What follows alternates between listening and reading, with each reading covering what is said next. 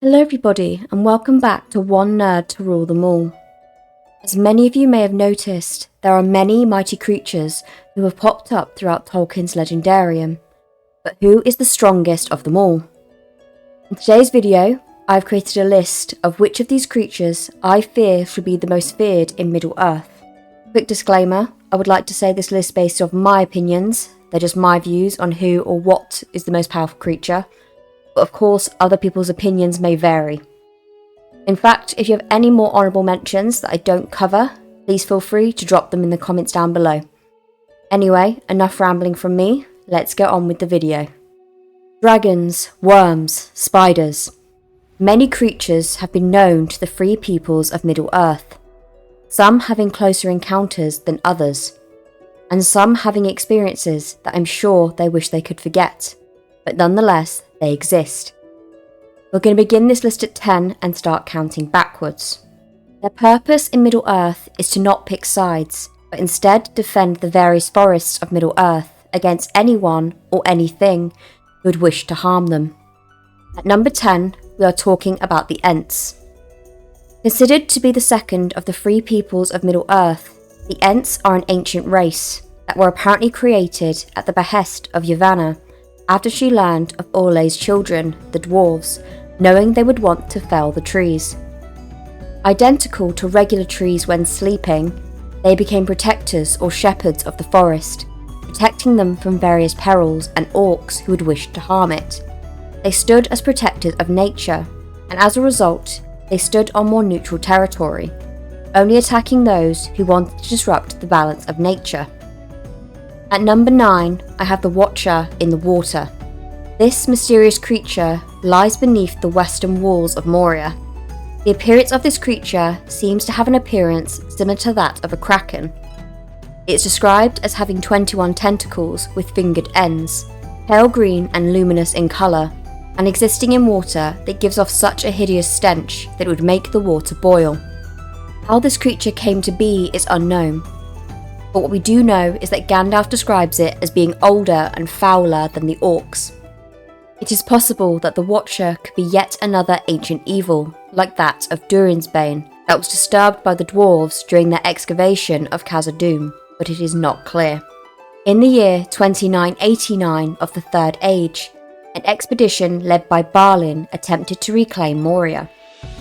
Their activity attracted the attention of orcs, who began to attack the dwarves. In the year 2994, the dwarves tried to escape from the mines but were stopped because the water was up to the walls of the west gate, allowing the Watcher in the water to attack and take the life of Oin. On January 13th of the year 3019, the Fellowship journeyed the same path. Granted, the water had receded away from the walls, allowing room for a narrow walkway, but this did not stop the uneasiness that the company felt. And they were right to. After Boromir threw a rock into the deep water, it awakened the creature, causing it to attack Frodo. Gandalf forced open the gates of Moria, while the others fought to snatch Frodo back from the creature. The Fellowship then retreated through the door to escape the Watcher's attack.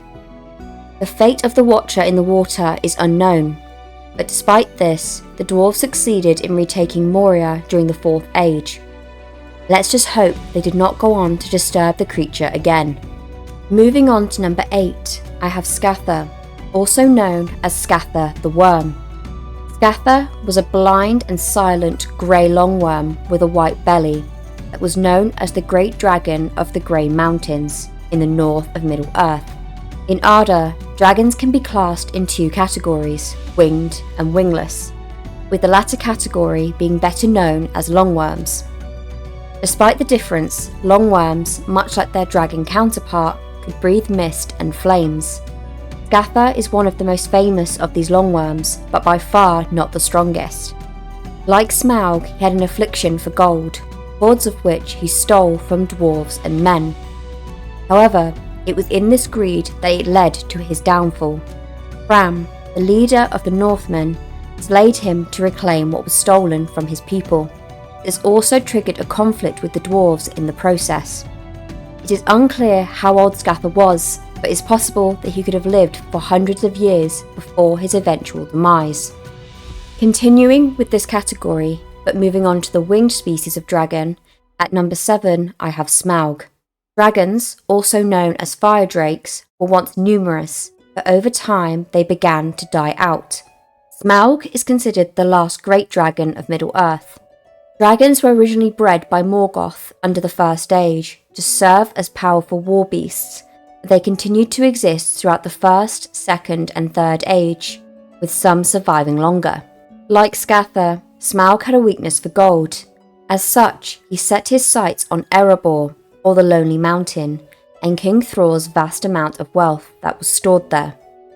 Though not the largest of his kind, Smaug was still one of the largest, fastest and smartest beasts in Middle-earth, something that Gandalf could see the Dark Lord Sauron using to his advantage. As such, it was important that the dragon be slain before the Dark Lord could win the mighty dragon over to his side, and to return the mighty kingdom of Erebor back to its rightful kin, the dwarves. For 171 years, Smaug hoarded the Lonely Mountain's treasures to himself, staying within the Lonely Mountain, until the company of Thorin Oakenshield managed to enter the Lonely Mountain and awaken him from his deep hibernation. Smaug correctly believed that the dwarves had been receiving assistance from the men of Lake Town in entering the Lonely Mountain. Because of this, Smaug left the mountain to wreak havoc and destruction upon Lake Town, but this would be his downfall.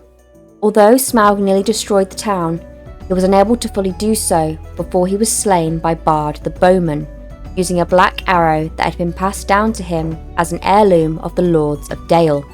Speaking of servants of the first Dark Lord, it would be wrong not to mention his pet. At number 6, I have Kakarroth. Kakarroth was bred from the foul breed of Drugluin. Drugluin were wolves that had been bred with evil spirits that had been imprisoned by Morgoth himself. He was the first werewolf and was fed on elvish and mannish living flesh, infused with great power. Kakarroth, known as the Jaws of Thirst, grew to great size, and his strength seemed to be beyond compare. His eyes burned like red coals, and his teeth were poisoned as the spears of the Orcish legions. Kakarroth was the guardian of the Gate of Angbad, and none could pass him in strength of body alone. He became involved with the quest of the Silmaril when Beren and Luthien had to pass upon him in their entrance to Angbad. He there espised them and grew suspicious of Beren, because he was described as Dragluin, the Kakarroth knew to be slain. Before he could take action against the pair, Luthien enchanted him with her magic, sending him into a deep sleep. Unfortunately, on their way out, Kakarroth awoke, and Luthien was too weary to spell him again. Beren held out the captured Silmaril in an attempt to slay the beast, but Kakarroth was not daunted, and bit off Beren's hand at the wrist, Silmaril and all. Crazed by pain and the Silmaril's power, Kakarroth became stronger and almost invincible. Despite this strength, he would go on to be slain by Huan the Hound and Beren. Despite this, both parties received mortal wounds from the werewolf, and when the wolf's stomach was cut open to retrieve the Silmaril, they found it still grasped in Beren's hand. Upon touching it, the hand fell away, leaving only the jewel. An honourable mention, not fit for this list but still pretty close, were the wereworms. Although only mentioned briefly by Tolkien, they were seen slightly more in the Hobbit movies in the Battle of the Five Armies and in various game forms. Wereworms were creatures told of in the stories of the Hobbits. Though possibly mythical, wereworms were believed to inhabit the Last Desert, said to be located far to the east of the Shire. For a Hobbit to declare himself prepared to fight a wereworm was a sort of proverbial way of saying that he was ready to do anything. Morgoth had many servants, perhaps none were as loyal to him as the Balrogs. The Balrogs were originally Ulnar, created by Iluvatar, likely the mayor who Morgoth corrupted during his dissidence in the music of Einar. The Balrogs took the form of demons, parts of fire and whips of flame. Morgoth had gathered them around him after the fall of the Two Lamps, and they dwelt in Untomnu. When this fortress was destroyed by the Valar, they fled to the west and hid in the pits of Angbad, awaiting Morgoth's return. When Morgoth and Ungoliant escaped from Valinor many years later with the Silmarils, and the Balrogs were still awaiting their master in Angbad, after Ungoliant threatened Morgoth, the His cry was heard by his servants. The Balrogs emerged from their hiding place and travelled to Lamath. With their whips, the Balrogs destroyed Ungoliant's webs and made her take flight. Of these Balrogs, Gothmog was the most feared. Gothmog was the primary lord of the Balrogs during the First Age, and the greatest Balrog to ever walk Middle-earth. He was the High Captain of Angband, being Morgoth's front-line lieutenant. He fought many battles in the name of his master, and was personally responsible for the killing of 2 of the High Kings of the Noldor. Gothmog, like the rest of his kind, carried a fiery whip into battle, but he was also known for wielding a great black axe, feared by elves across Beleriand. In 510 of the First Age, Gothmog and the forces of Angband besieged the hidden city of Gondolin. They breached the northern gates and were later confronted by Ecthelion of the Fountain, whom Gothmog duelled. Knocking Ecthelion's sword from his hand, Gothmog prepared to strike at him, but as he raised his axe, Ecthelion ran forward at the Balrog lord, ramming his pointed helmet into the beast's chest and forcing both of them into the Fountain of the King. The waters quenched the flames of Gothmog and drowned both him and Ecthelion, ending the Battle of Gondolin. Durin's Bane was a Balrog of Morgoth that had fled the destruction of the War of Wrath to hide deep below the dwarven kingdom of Khazad-dûm. Although its true name and particular history are unknown, the Balrog eventually became an important figure during the War of the Ring, after being awakened by the dwarves of Khazad-dûm, and was named based on the slaying of Durin the Sixth in 1980. It was not until the Fellowship of the Ring had passed through Moria and inadvertently reawakened the Balrog that it was finally slain in the great duel with the wizard Gandalf. At number 4, we have the greatest dragon to ever inhabit Middle-earth. We have Ancalagon the Black. After Arendil made his journey to Valinor to convince the Valar to overthrow Morgoth and rescue the overmatched and defeated elves and Edain, the host of Valinor made war upon Morgoth, destroyed his armies. Facing final defeat, Morgoth unleashed his last and greatest weapon, a fleet of winged fire drakes, led by Ancalagon. Though terrible was their onslaught that the armies of the Valar were driven back from the gates of Angband, and their coming was said to have been accompanied by great thunder, lightning, and a tempest of fire. But Erendil came out of the west in his blessed ship Vingaloct, accompanied by a myriad of the eagles of Manwë, led by Thorondor. The eagles and Erendil duelled with Ancalagon and the other dragons for a day. Eventually, Erendil was victorious, casting Ancalagon down upon Thangordrim, destroying the volcanic mountain in his fall. The death of Ancalagon marked the end of Morgoth's final resistance. Known as the Father of Dragons, at number 3 we have Gulong. Gulong was the first terrestrial fire-breathing dragon in Middle-earth, bred by Morgoth in the depths of Angband. He was known as the Father of Dragons, and was so possibly the common ancestor of all dragons. He was the most powerful dragon ever named by J.R.R. Tolkien. Gulrongs came to exist thanks to Morgoth's first attempt to create a more effective soldier than the orc. It took Morgoth 1,000 years in the depth of Angband before Gulrong was born. Gulrong, despite his wingless form, brought city after city to the ground. Gulrong's burst of destruction was something that Morgoth couldn't control, resorting to imprisoning him when he did not have a mission for him. Gulrong's most frightening ability was not his fire-breathing or his gargantuan size, but instead his spellcasting. With his serpentine eyes, he could control minds and bodies and erase memories. Perhaps the most notable case is the history of Turin and Nienor. Nienor had travelled from her home in the elvish region of Doriath in search for her older brother Turin. Nienor was separated from her party and found by the worm who used his powers to put Nienor into a state of permanent amnesia. Once she awoke, she had no recollection of who she was. Turin found her, but not recognising her either, he took her to his home, and over time the two fell in love. Turin would be the one to end Gloring, but not before he used his abilities once more. Gloring had gone to attack Brethril, but Turin resolved to ambush and kill the dragon, and at Cabot and Arras he found Gloring and stabbed him with his sword, Gurthang. Gloring had felt his death wound and screamed. As the dragon's blood touched Turin, Turin fell into a swoon. Nienor soon found the dragon there, with Turin's unconscious body beside him.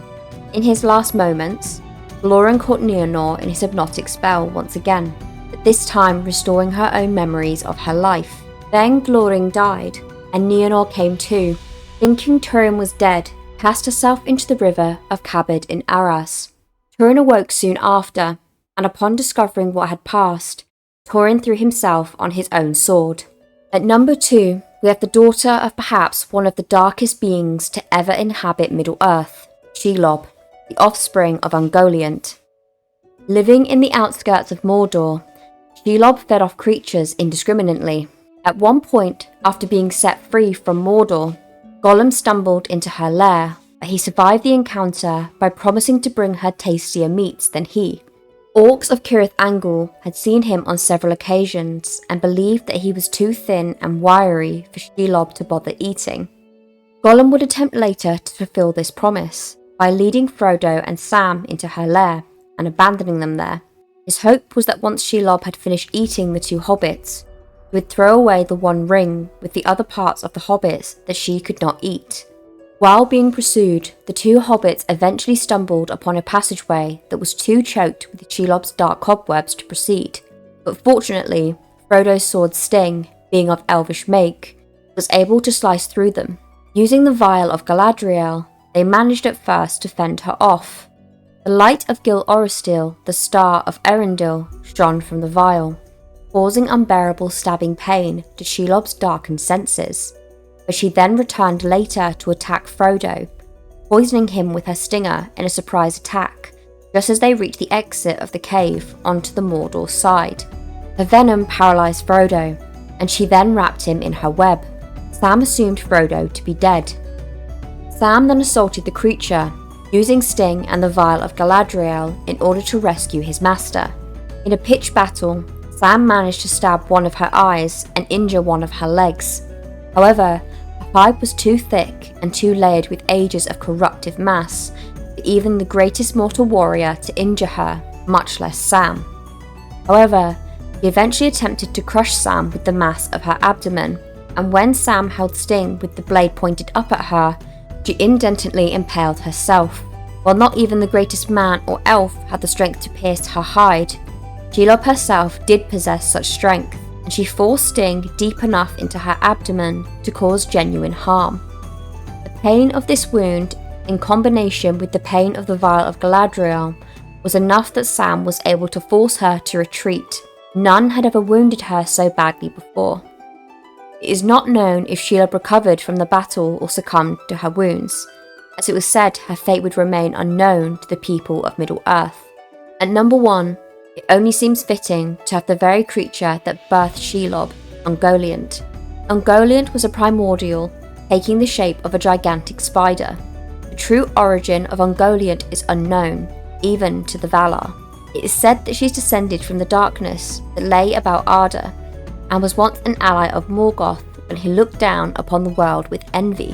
When Morgoth was defeated and imprisoned by the Lords of the West, after the first elves awoke in Culvenin, Angolian escaped the attacks of the Valar and the hunters of Orome, and fled to the southern part of Armen. There in a ravine south of the mountain Hyamyntir, she established her dark abode, and took the physical form of a monstrous spider, and craved and sucked all of the light that she could.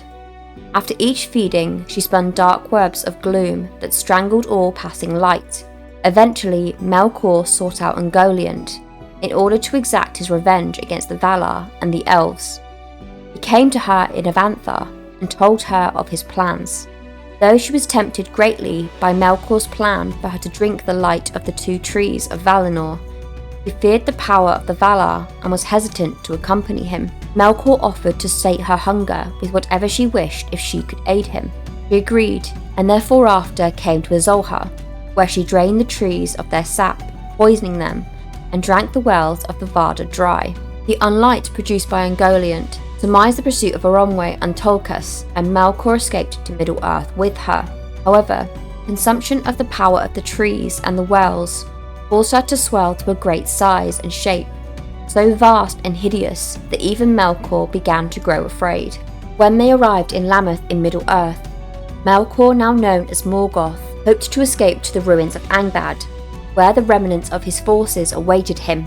Suspected that he intended to leave his promise to her unfulfilled, Ungoliant demanded the gems that Morgoth had stolen from Formentos before they could reach Angband.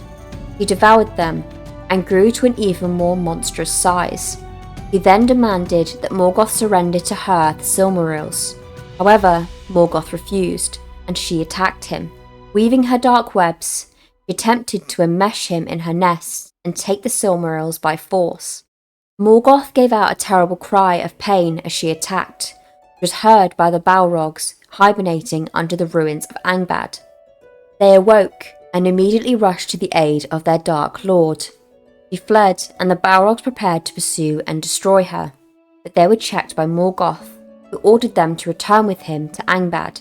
Ungoliant's attack on Morgoth left an echoing scream ever after on the land, giving the area the name Lamoth, where it was said that any clamour would echo back from the surrounding hills with his voice. Driven off by the Balrogs, Ungoliant fled to Error-Gangroth, where she bred with the great spiders that dwelt there, increasing the terror and power of her kind. The creatures that later infested the nearby Nan Dogothreb were her surviving offspring and descendants, including Shelob, who dwelt from the Second and the Third Age onwards on the borders of Mordor, as her last surviving child. It is said that Ungoliant ultimately perished at her own hand, when, in her ever-growing hunger, she eventually devoured herself. This brings us to the end of my list and the end of this video. I hope you enjoyed this content. If you have any more honourable mentions that you think I should have mentioned or included, then please leave them in the comments down below. Anyway, that is it from me. Hope you have a wonderful day or night wherever you are. Bye for now.